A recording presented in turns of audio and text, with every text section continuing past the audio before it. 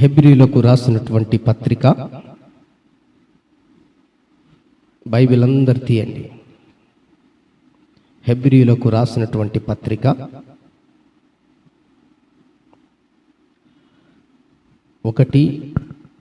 1వ అధ్యాయం 1వ వచనం 2వ వచనం చదువుతాం. పూర్వకాలమందు నానా సమయములలోను నానా విధములుగాను ప్రవక్తల ద్వారా మన పితరులతో మాట్లాడిన దేవుడు ఈ దినములంతమందు కుమారుని ద్వారా మనతో మాట్లాడెను. దేవునికి స్తోత్రములు కలుగునుగాక. ఆమేన్, హల్లెలూయా. క్రీస్తునందు ప్రియమైనటువంటి దేవుని బిడలారా, ప్రియ సంఘమా, పరిసర ప్రాంత ప్రజలారా, మీ అందరికీ దేవునిలో శుభములు పలుకుతూ ఈ వాక్యాన్ని ప్రభు మనకు తెలియచేస్తూ ఉండగా చక్కగా వినుటకు చెవులను, గ్రహించుటకు మనసును, దానిని అన్వయించుకొనుటకు హృదయమును సిద్ధపరచుకోమని ప్రభు పేరిట నా మనవి.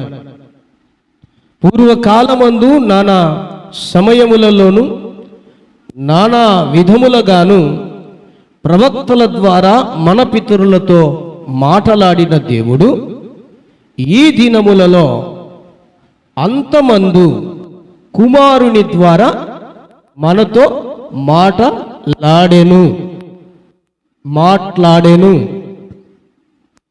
మన ప్రభు అయిన యేసుక్రీస్తు మాట్లాడే దేవుడు.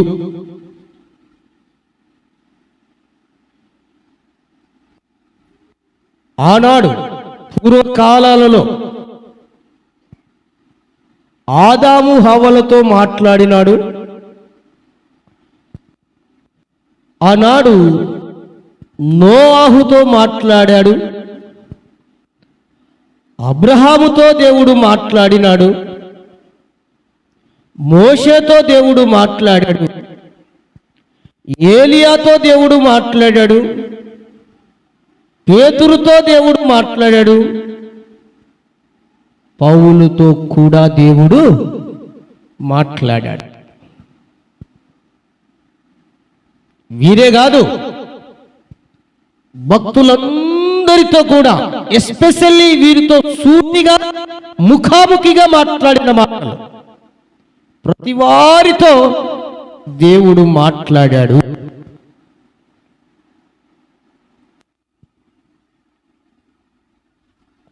అందుకు వారి జీవితాలు,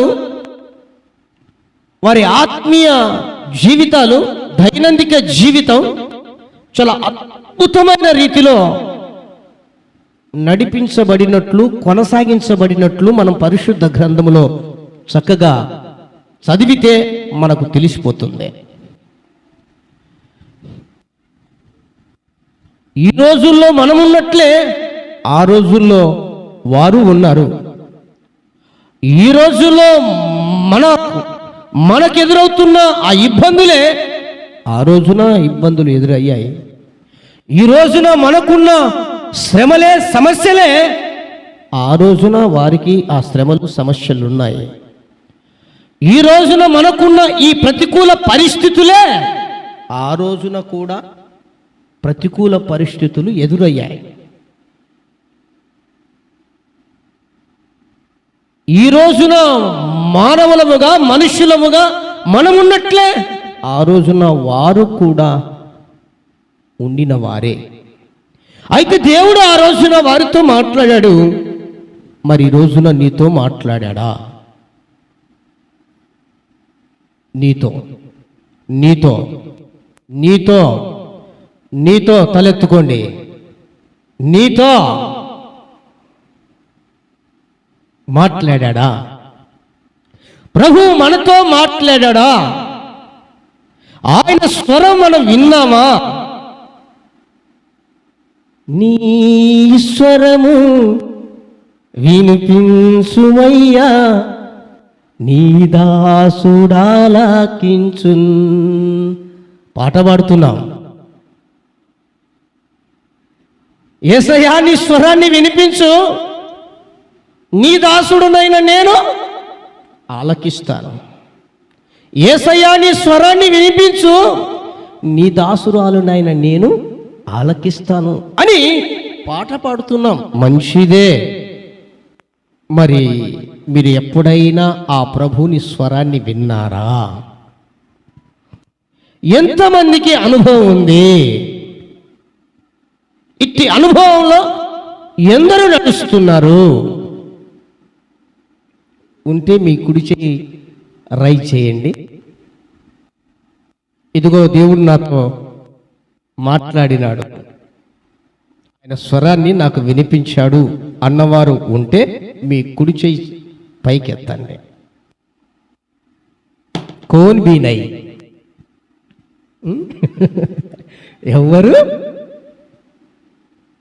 నా గుండె మీద చేసుకొని మీకు దృఢంగా సాక్ష్యం ఇస్తున్నా, నా దేవుడు పలుమార్లు నాతో మాట్లాడాడు. మీకు కావాలి అంటే నా హృదయములో దేవుడు ఎన్ని దాచిపెట్టాడో ఆయన మాట్లాడిన మాటలు మీకు చెప్తా పర్సనల్గా. అయినా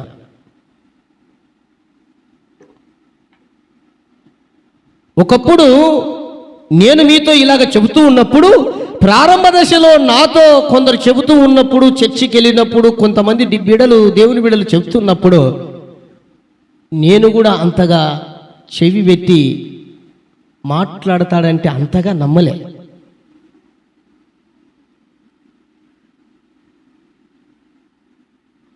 ఆ తర్వాత దేవుని సన్నిధిలో ఉపవాసాలు ఉండి 1 రోజు, 2 రోజులు, 3 రోజులు, 4 రోజులు, అలాగా 7 రోజులు, 11 రోజులు, 14 రోజులు, 21 రోజులు, 40 రోజులు శరీరాలిని నలగొట్టుకొని ప్రభువు చెంత మోకాళ్ళ మీద పడి, ప్రభువా ఎందరో చెప్తున్నారు నువ్వు మాట్లాడతావని, నువ్వు మాట్లాడే దేవుడవని. నాతో మాట్లాడితే నా జీవితం ధన్యమైపోతుందయ్యా, నాతో మాట్లాడని ఎన్నో సార్లు గోజాడి కనిపెట్టి కనిపెట్టి కనిపెట్టి కనిపెట్టి కనిపెట్టి కనిపెడితే 3.5 సంవత్సరాల తర్వాత నుండి దేవుడు మాట్లాడడం ప్రారంభించాడు. హల్లెలూయా. అంతకుముందు మాట్లాడిన మాటలు మాట్లాడాడు కానీ నా గ్రహింపు లేదు. మాట్లాడాడు నాతో, గ్రహింపు లేదు. అది దేవుడే మాట్లాడినాడన్న గ్రహింపు నాకు లేదు. ఇది దేవుడే చెప్పాడా అన్నటువంటి ఇంకిత జ్ఞానం నాకు అప్పుడు లేదు. 3.5 సంవత్సరాల తర్వాత దైవ సన్నిధిలో దేవుణ్ణి గోజాడుతూ గోజాడుతూ గోజాడుతూ అడుగుతూ అడుగుతూ కనిపెట్టి మోకాళ్ళ మీద ఉండి అడిగితే ప్రభు మాట్లాడడం ప్రారంభించాడు. హల్లెలూయా. ఏకంగా అన్య భాషలతోనే మాట్లాడడం ప్రారంభించాడు దేవుడు. హల్లెలూయా.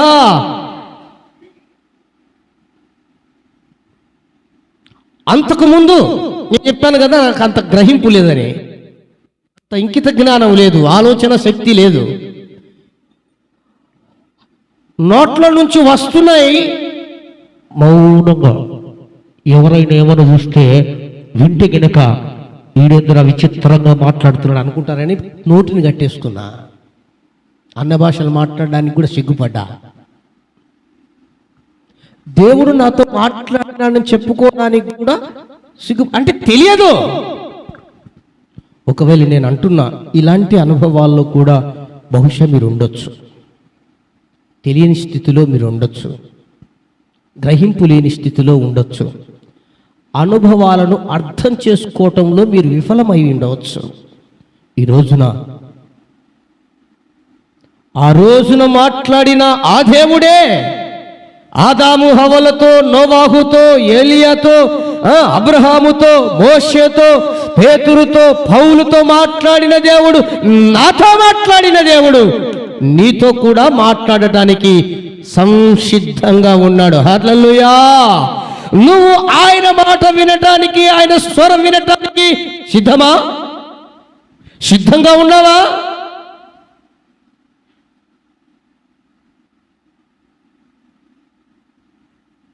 ఈరోజు ప్రభువా నేను సిద్ధం,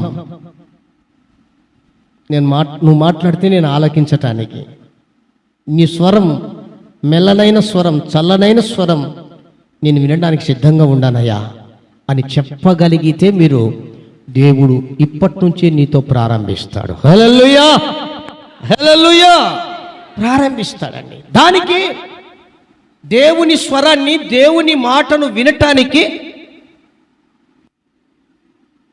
సిద్ధపాటు చాలా అవసరము. సిద్ధపాటు అవసరము. హృదయ శుద్ధి చాలా ప్రాముఖ్యము. ఇక విశ్వాసం మరి ప్రాముఖ్యము. మీలో అట్టి ఆశ కలిగిన వారు ఎవరైనా, అందరూ ఉండాలనే నా కోరిక. ఒకవేళ నాలాగా అప్పుడు అజ్ఞానంలో ఉన్నట్టు మీరు ఉంటే మేలుకొని ఇప్పుడైనా నాతో మాట్లాడు ప్రభువా అని అడిగితే, ఇదిగో మీరు దేవుని సన్నిధిలో మోకాళ్ళ నుండి కనిపెట్టడానికి సిద్ధపడండి. దేవునికి స్తోత్రం. హల్లెలూయా. హృదయ శుద్ధి కలిగి దైవ సన్నిధిలో కనబడడానికి ప్రయత్నం చేయండి. విశ్వాసముతో కనిపెట్టడానికి పూనుకోండి. ప్రభు తప్పక ఆయన స్వరాన్ని వినిపిస్తాడు. హల్లెలూయా, హల్లెలూయా. ఆయన స్వరం మనం వినకపోతే, ఆయన మాట వినకపోతే, ఆయన స్వరం మనం గ్రహించకపోతే మన జీవితాలు ఎక్కడ వేసిన గొంగలి అక్కడే అన్నట్లుగా ఉండిపోద్ది.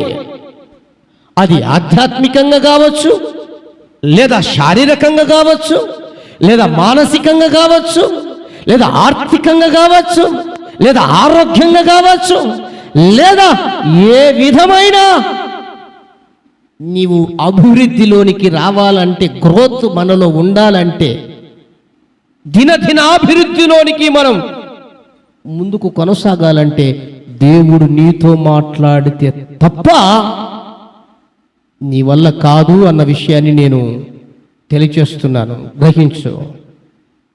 మాట్లాడకపోతే ముందుకు వెళ్ళలేము.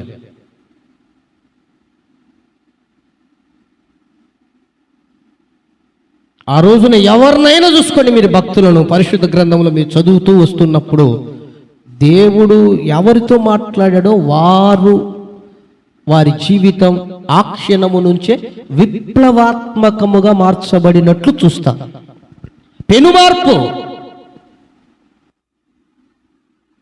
మాట్లాడిన గ్రహింపు లేని వారి యొక్క దుస్థితి ఏ విధంగా కూడా బైబిల్లో రాయబడింది. వాళ్ళ పరిస్థితి ఏ విధంగా అధుమానంగా ఉన్నదో, ఎక్కడ వేసిన గొంగలి అక్కడే ఉన్నదో, లేదా మరింత దిగజారిపోయి పతనమై పాడైపోయారో కూడా బైబిల్లో రాయబడింది.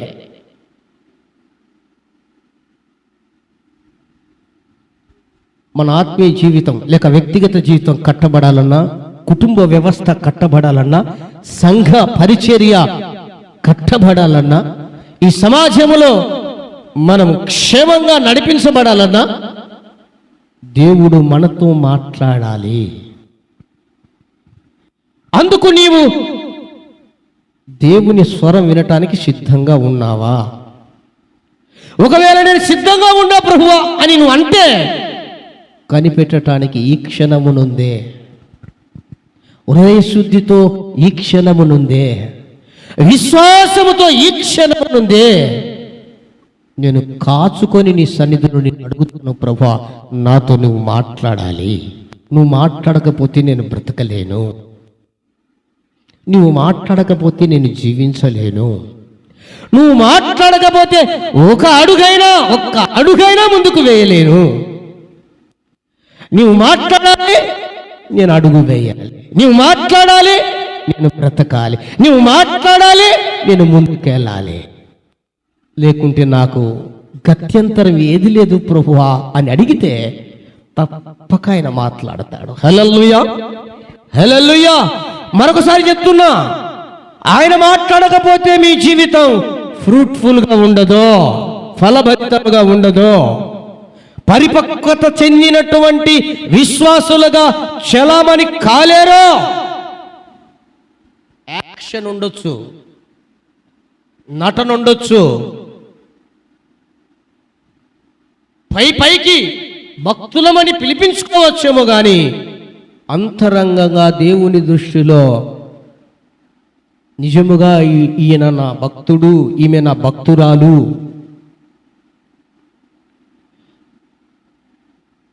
నేను మాట్లాడితే ఇది ఆ ప్రకారంగా అడుగులు వేసి నడిచే వ్యక్తులు అని దేవుడు చెప్పగలిగినప్పుడే మన జీవితాలలో చెప్పసఖ్యము గాని ఆనందం, అవధులు లేని సంతోషం, ఇక మనుషులందరూ అసూయపడే ఆశీర్వాదం. దేవునికి స్తోత్రం చెప్పండి. హల్లెలూయా, హల్లెలూయా.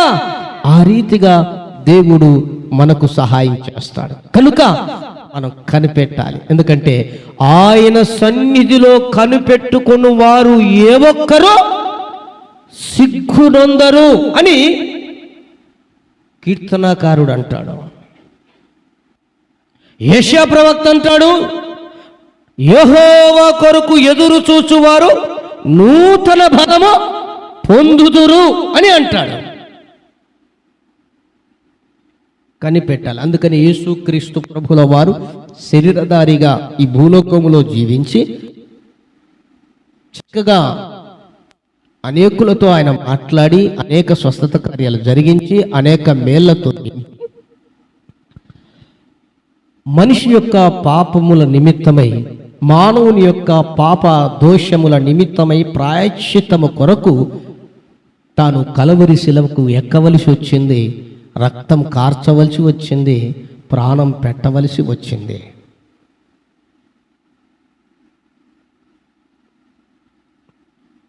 సమాధి చేయబడవలసి వచ్చింది.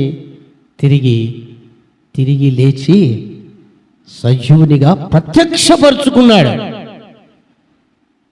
కొన్ని దినాలు అలానే ప్రత్యక్షపరుచుకొని సజీవునిగా తన ప్రజలకు, తన శిష్యులకు ప్రత్యక్షపరుచుకొని ఒకానొక సందర్భంలో ఒలివ కొండ మీదకై వచ్చి అందరూ చూస్తూ ఉండగానే అలా ఆరోహణమైపోతూ ఉన్నప్పుడు చెప్పిన మాట ఏంటో తెలుసా అండి? నేను మీకు చెప్పినటువంటి సంగతులు అనగా దేవుని మాటలు, వినిపించిన దేవుని యొక్క స్వరము ద్వారా పలికిబడిన ఆ మాటలు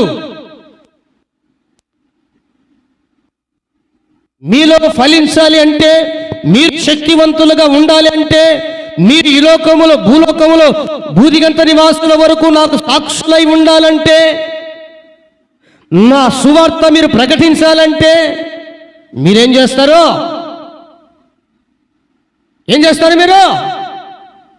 ఇక్కడి నుండి వెళ్ళక యెరూషలేములోనే కనిపెట్టండి అన్నాడు. దేవునికి స్తోత్రం. హల్లెలూయా. ఇక్కడి నుండి వెళ్ళక యెరూషలేములోనే కనిపెట్టండి.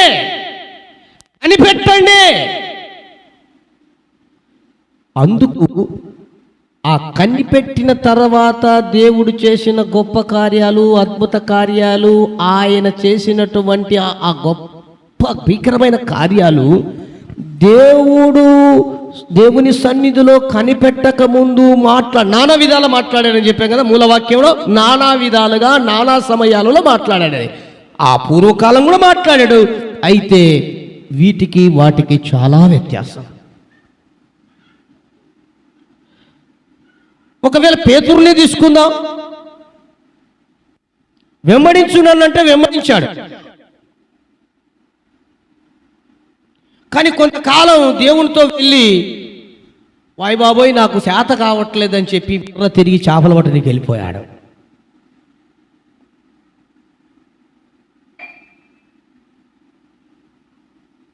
ఒకానొక దినాన చేపలు పడుతూ ఉండగా దేవుడే స్వయంగా స్వరంతో మాట్లాడాడు. ఇది నా తండ్రి, నా దేవుని స్వరం అని తెలుసుకొని అప్పటికప్పుడే పూర్తిగా హార్ట్ ఆపరేషన్ జరిగినట్లుగా మొత్తం మార్చుకొని, ఎంతగా తెలుసా అండి, ఎంతగా దేవుని కొరకు సేవలు ముందుకెళ్ళాడో తెలుసా? ఒకానొక సందర్భంలో శిలువ వేస్తా ఉంటే వేడుకుంటున్నాడు. ఏమని? అయ్యో మీరు నన్ను శిలువ వేయండి పర్వాలేదు, కానీ యేసయ్యను వేసినట్లు వేయొద్దండి, ఎందుకంటే నేనంత గొప్పవాడను, నేనంత పరిశుద్ధుడను, నన్ను ఉల్టా వేయండి అన్నాడు. తల్ల కిందులు శిలువ వేశారు ఆయన.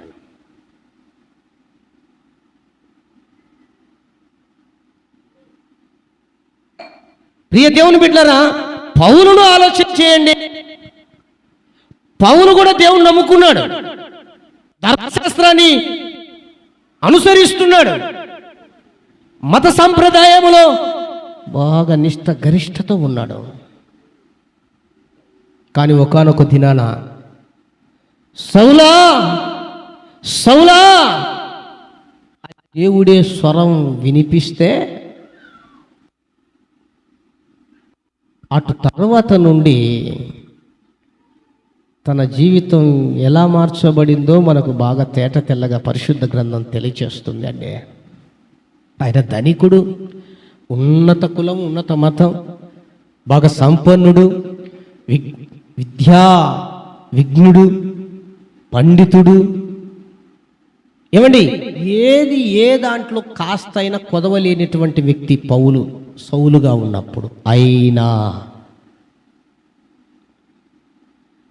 అన్ని ఎప్పుడైతే దేవుడు మాట్లాడాడో, స్వరం వినిపించాడో, వెంటనే మొత్తం అన్ని పక్కన పెట్టేస్తూ ఇక నీ స్వరం వింటూనే నేను ముందుకు వెళ్తానన్నాడు. హల్లెలూయా! నీ స్వరం వింటూనే నేను ముందుకు వెళ్తా. ఇక నాకు మతం వద్దు, ఇక నాకు కులం వద్దు, ఇక నాకు ఇతరులతో సాంప్రదాయాలతో నాకు వద్దు, ఇదిగో మా మతములతో కులములతో నాకు పని లేదు, లేదా మా ప్రాంతంతో మా ప్రాంత ప్రజలతో ఇక నేను విభేదాలతో ఉండనక్కర్లేదు, ఇక నాకు డబ్బు అక్కరలేదు, ఈ లోకం అక్కరలేదు, ఈ లోకంలో ఉన్న విజ్ఞానవేత్తలైనా శాస్త్రవేత్తలైనా మరి ఎంత వారైనా వారు నాకు అక్కరలేదు, నీ మాట నాకు చాలు, నీ స్వరం వింటే చాలు, ఆ మాట ప్రకారంగా వెళ్తానన్నాడు. ప్రియ దేవుని బిడ్డలారా, 12 మంది శిష్యులు పరిచర్య చేస్తే 12 మంది శిష్యుల పరిచర్య ఒక ఎత్తు, పౌలు గారి పరిచర్య మరొక ఎత్తు. దేవుని స్తోత్రం చెప్పండి. హల్లెలూయా! ఈ పత్రికలన్నీ పౌలు గారే రాశారు, 14 పత్రికలు. ఎంతగా ఆయన అంత ఉన్నవాడని చెప్పాను కదా, డేరాలు గుట్టుకుంటూ జీవనాన్ని కొనసాగించాడు. డేరాలు గుడుతూ అంటే దాని అర్థం ఏంటి? ఇప్పుడు మన సంచులు గుర్తుంటారు చూడండి, గోనె సంచులు, లేకపోతే చినిగిపోయినవి ఏమన్నా, అలాగా అప్పుడు డేరాలు వేసేవారు, గుడారాలు, దాని సంచులు గుట్టుకుంటూ. లేక కాదు, అన్ని వదిలిపెట్టుకున్నాడు. దేవుడు ఏది మాట్లాడితే ఏది చెప్తే చేయాలి. మరి అటువంటి తీర్మానం మనకుందా? అటువంటి నిర్ణయం మనం తీసుకున్నామా?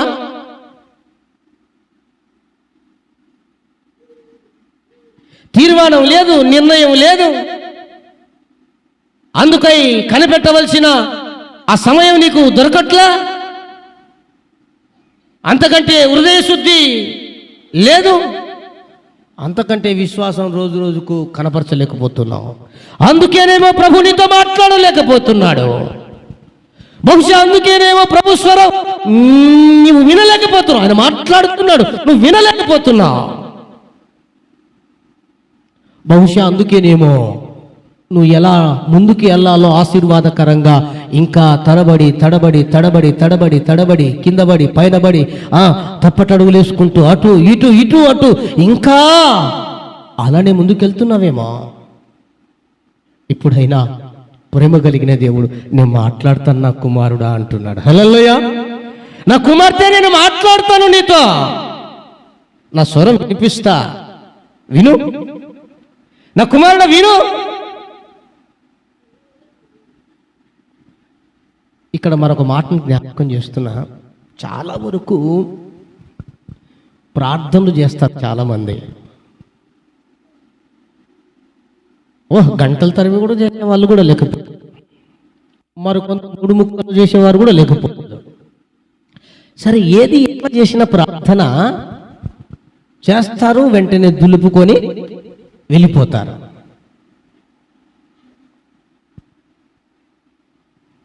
ప్రార్థన అంటే ఏమని అర్థం? చెప్పాలి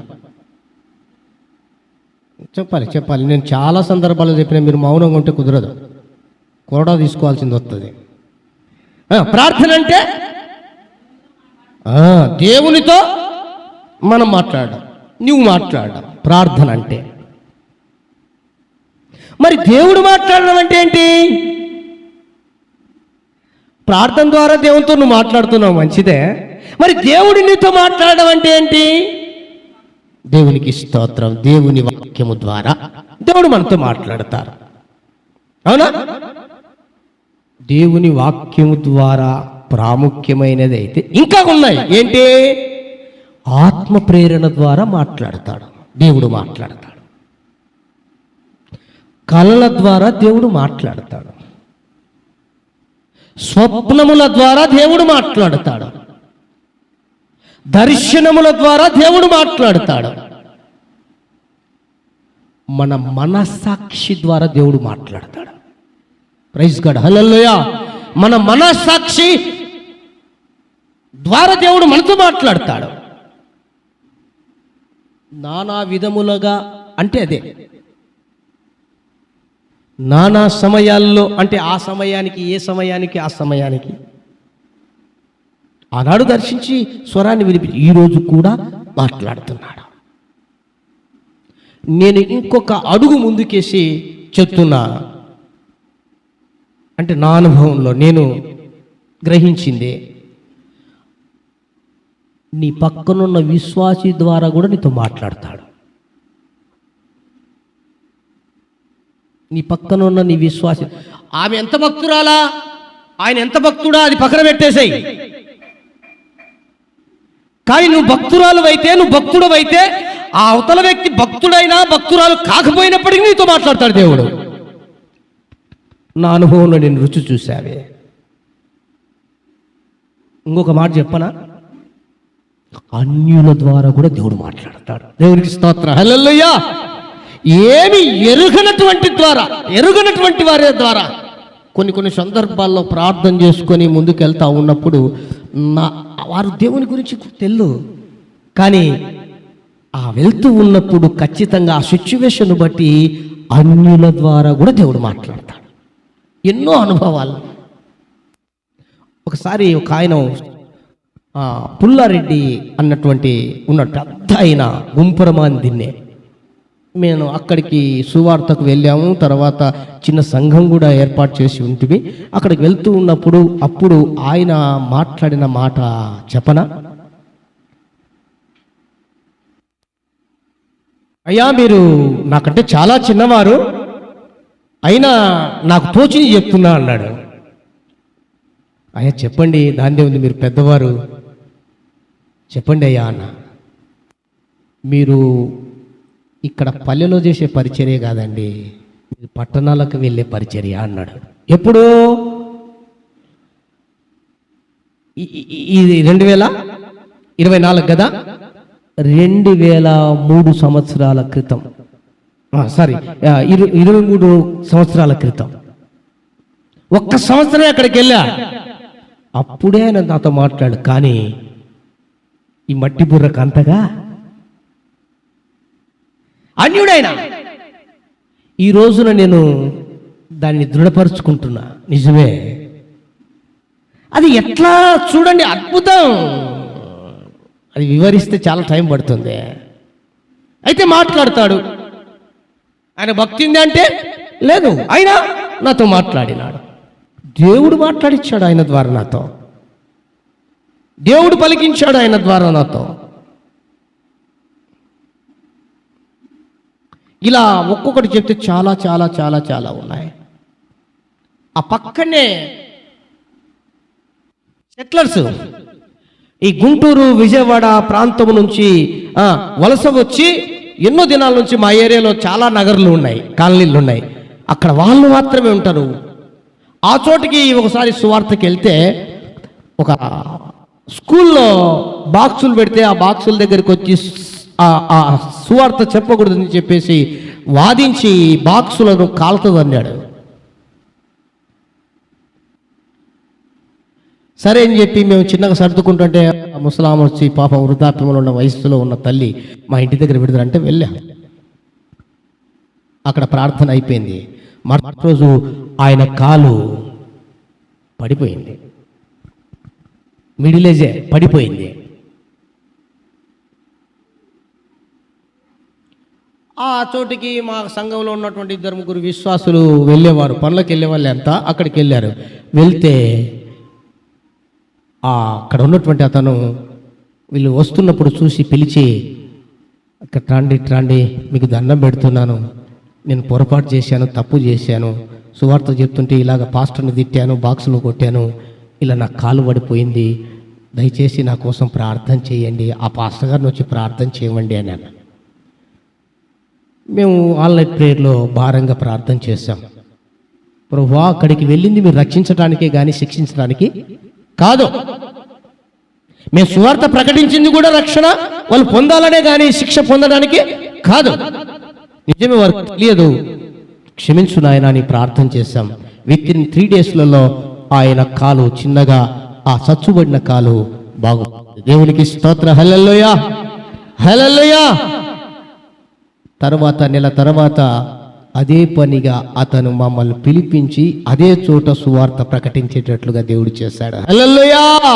కార్యం అయిపోయింది.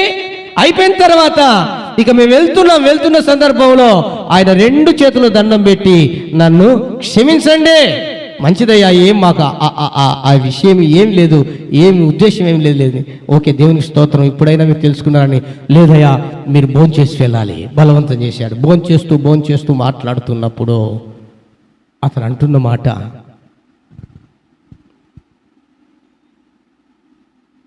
అయ్యా నాకు అనిపిస్తుంది, అన్యుడే, నాకు అనిపిస్తుంది నీ ద్వారా దేవుడు గొప్ప కార్యాలు చేస్తాడయ్యా, గొప్ప కార్యాలు చేస్తాడయ్యా.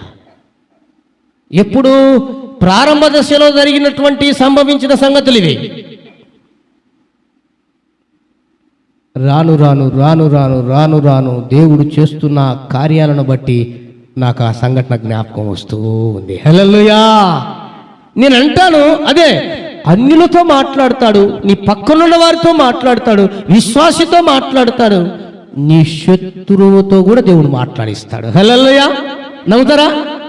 నీ శత్రువుతో కూడా నువ్వు అనుకుంటావు, ఈమె నా మీద కక్ష కట్టుకొని నాతో మాట్లాడింది, ఈయన నాతో కక్ష కట్టుకొని మాట్లాడాడు ఇలానే. ఎందుకో తెలుసా? ఆ మాట నీకు ఆ రోజున కొంచెం బాధ కలిగిండొచ్చు. కొన్ని రోజుల తర్వాత నువ్వు ఆలోచన చేయి. నేను అనుభవంతో చెప్తున్నా. సేవ చేస్తున్నటువంటి మేము కొంతమంది సహోదరులం గ్రూపుగా దగ్గర 20 మంది సేవ చేసేవాళ్ళం.